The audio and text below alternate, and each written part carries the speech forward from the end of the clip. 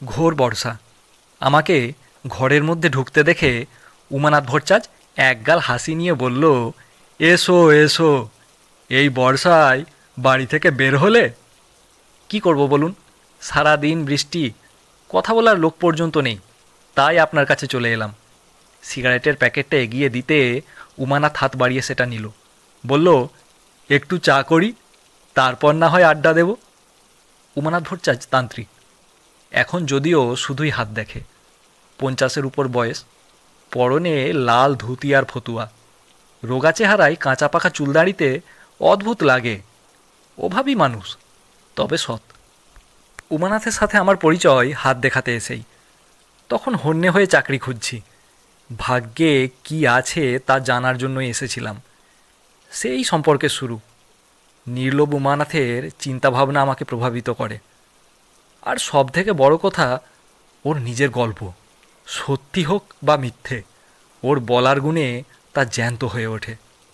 চা হাতে নিয়ে উমানাথ একটা সিগারেট ধরালো। বাইরে তখন শ্রাবণের একটানা বৃষ্টি চলছে। উমানাথ বলল, আজ তোমাকে একটা ঘটনা বলি, শোনো।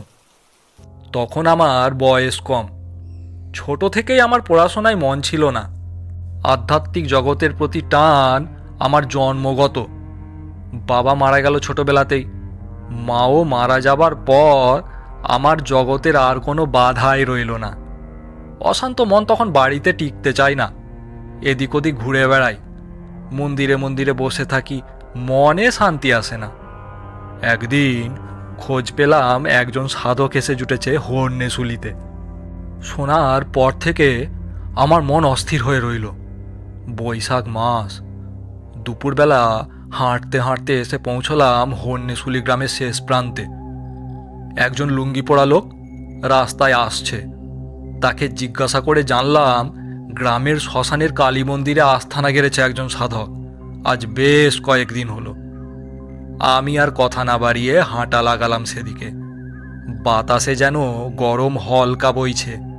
ঘেমে নিয়ে যখন শ্মশানের আশ্রমে পৌঁছলাম, দেখি সেই সাধক দাঁড়িয়ে আছে আশ্রমের উঠোনে।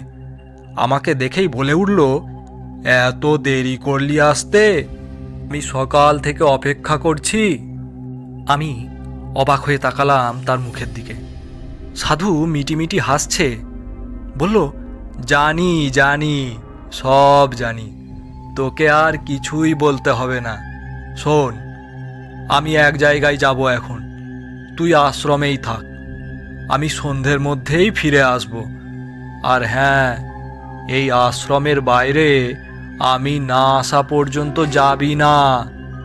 এই বলে হাতে লোহার চিমটেটা নিয়ে হন হন করে চলে গেল। এই ভর দুপুরে এই নির্জন মাঠের ধারে শ্মশানে দাঁড়িয়ে একটা প্রচ্ছন্ন ভয়ে গায়ের লোম দাঁড়িয়ে যায়। চারপাশে নানা গাছপালা আশ্রমের মাথার উপর ছায়া ফেলেছে। ক্লান্ত শরীরে বসে পড়লাম আশ্রমের মেঝেই।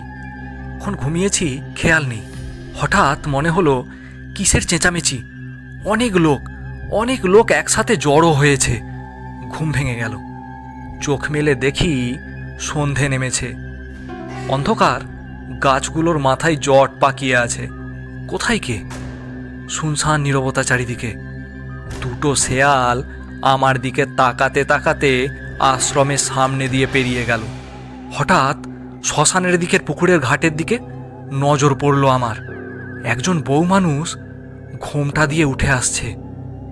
এই ভর সন্ধেয় এই নির্জন মহাশ্মশানে এই পুকুর ঘাটে বউ মানুষ কি করছে? কৌতূহল হলো। কিন্তু সাধকের আদেশ, আশ্রমের বাইরে যেন পা না দিই। আমি ভাবলাম মেয়েটি হয়তো আশ্রমে পুজো দেবে, তাই চান করে আসছে। আমি চিৎকার করে ডাকলাম, শুনছেন? মেয়েটি কোনো সাড়া দিল না। একবার আমার দিকে তাকিয়ে চলে গেল আশ্রমের পেছনের দিকে। হঠাৎ আমার মনে হলো মেয়েটির শাড়ি ভিজে নয় তো। এটা কি করে সম্ভব? এমন সময় একটা ছোটোখাটো ঝড় এলো কোথা থেকে। গরমকাল, কালবৈশাখীর দিন, কিন্তু এমন হঠাৎ ঝড় আসে। আশ্রমের গাছগুলোর মাথায় তোলপাড় শুরু হয়েছে। মড়মড় করে ডাল ভেঙে পড়লো পিছনের দিকে। ধুলোয় চারপাশ আচ্ছন্ন। এই অন্ধকার সন্ধেয় এই ঝড়ের মধ্যে এই নির্জন শ্মশান ভূমিতে বসে আমার হঠাৎ ভয় হলো। অমানুষিক ভয়, যে ভয়ের উৎস মনের অনেক গভীরে, যেন আমি অনাকাঙ্ক্ষিত এখানে। এই শ্মশান ভূমি যেন আলাদা জগৎ। এখানকার সব কিছুতে যেন আমি অযাচিত অতিথি হয়ে এসে জুড়ে বসেছি, যেটা কিছুতেই মেনে নেওয়া যায় না। গলায় পৈতেটা হাতে ধরে এক মনে গুরুমন্ত্র জপ শুরু করলাম। কতক্ষণ কেটেছে জানি না। হঠাৎ চেনা গোলার আওয়াজে চোখ মেলে দেখি সেই সাধক দাঁড়িয়ে আছে। আমাকে বলল, কি রে, চোখের ঘুম এখনো কাটেনি? আয় আয়, মায়ের সন্ধে দিতে হবে যে, বিকেল যে শেষ হয়ে গেল। আমি অবাক হয়ে তাকিয়ে দেখলাম চারপাশে। কোথায় ঝড় তুফান? এখনো বিকেল পুরোপুরি ফুরিয়ে যায়নি। সন্ধে বা রাত তো অনেক দেরি। পশ্চিমের আকাশে এখনো লালের ছটা লেগে আছে। আমার হাত পা ভয়ে অবশ হয়ে গেল। তাহলে এতক্ষণ যা দেখলাম সেসব কি? সাধককে বলতে সে হেসে বলল, ও সব তোর মনের ভুল। কোথায় ঝড় তুফান? এই তো সবে সন্ধে। তুই ভীতু মানুষ, তোর দ্বারা সাধনা হবে না। যা, পালা পালা এখান থেকে। মন স্থির হলে আসিস, এখনো তোর সময় হয়নি। আমি আর দাঁড়াতে সাহস পেলাম না। এই নির্জন মহাশ্মশানে এই অবিশ্বাস্য ঘটনা আমার বুকের পাঁজরাকে আলগা করে দিয়েছে। চুপচাপ চলে এলাম সেখান থেকে। গল্প শেষ করে থামল উমানাথ। বললাম, আর যাননি সেখানে? হ্যাঁ, গিয়েছিল, তবে সে ঘটনা পরে বলবো। বাইরে বৃষ্টিটা ধরেছে, ছাতা না খুলেই হাঁটা যাবে এবার।